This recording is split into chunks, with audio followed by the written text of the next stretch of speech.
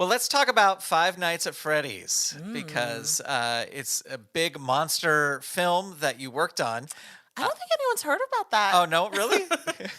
I heard nothing. I mean, it's funny because knowing people who've worked on that, just looking through Instagram, and I don't necessarily follow Five Nights at Freddy stuff, but Mhm, it comes through my feed. You know what I mhm. mean? Like it's such a big thing, and people love it so much that it does come through my feed. So let's talk about working on the first, and we can talk about the second because the teaser at the time of this recording has just come out. But you traveled to New Orleans to work on that, right? I did.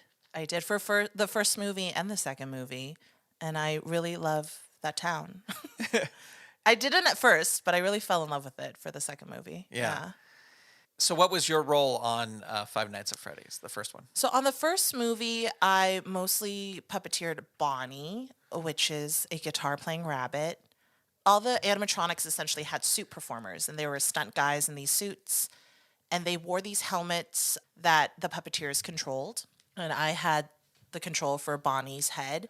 We also had a character that Russ mostly puppeteered named Foxy. And whenever he would have to like walk around or be full body, I was like one of his legs. I believe so, yeah. But so for the first movie, I was just mostly Bonnie. And those, I mean, you mentioned before you have just a little control box to Hmm. control the eyes. What does the control box control? Like, what kind of things can you do with the control So box? I could make the ears move. We had one of the joysticks do the eyes so the eyes could like look around. We had little buttons that would make them blink. We had like knobs that would do more of like a slow blink, or if you wanted to make their eyes narrow for a scene, we can keep them narrowed. But yeah, but we didn't have any mouth movements. They don't really talk. So Yeah. it was mostly just eyes, ears. Was there any sort of learning curve, or were you able to pick it up right away? We had a rehearsal process. Hmm. So we had a few weeks where just kind of figuring out what the puppets could do, what the animatronics could do. We also did a lot of rehearsals because there's, stunts. So we wanted to see what we could do without breaking the puppets. So we had a lot of time to figure it out in terms of like eye movement and ear movement. And then once we got on set, it was a little bit more challenging because once again, it was one of those things where production doesn't realize where we'd like to see what our puppets are doing. So if we could get a monitor, that'd be great. So there are times, like fortunately, where we could just go in and see what the scene entailed and then just puppeteered live. But I feel like the performances weren't as nuanced as like in the second movie. You've worked now, and it may be more than this, but you Barbarian and the Troll, you were up in Canada for weeks and weeks and weeks and weeks, Hmm. and now twice for Freddy's, you have Hmm. been somewhere for weeks and weeks and weeks. What is your advice to a puppeteer who gets a gig like that to make that easier because you are away from home? What would you say to somebody who's like, "Oh, I just got this gig, but I've never been away from home for"? Do it. Do it. Do it. I mean, this is coming from also a place of like privilege where it's like I'm a single childless millennial.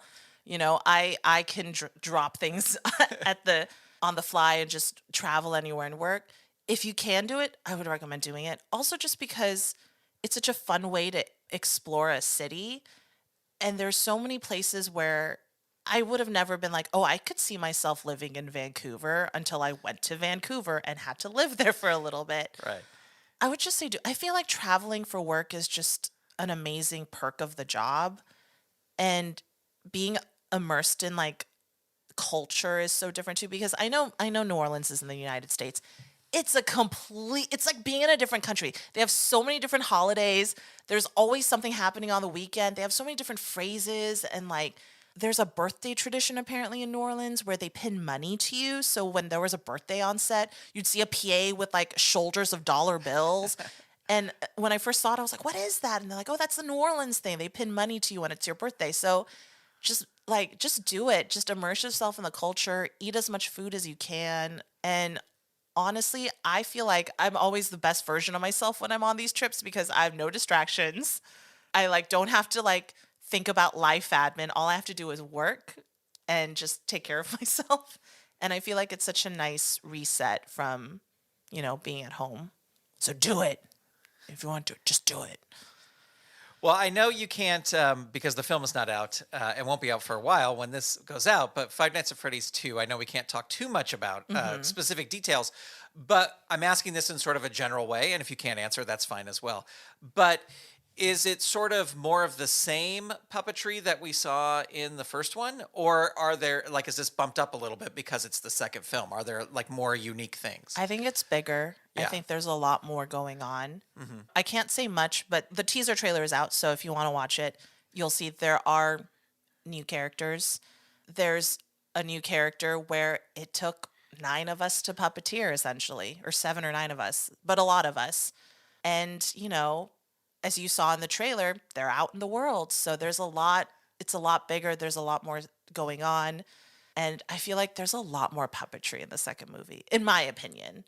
And I think when I saw the teaser, I was like, whoa, there's a lot of puppets in this trailer. That's crazy. That's great. Yeah. But I think initially when we saw a promo for like the first movie, you're like, oh yeah, they're animatronics. But this time they're out there. They're in the world. They're out there. It's cool. Awesome. Well, we're looking forward to seeing it.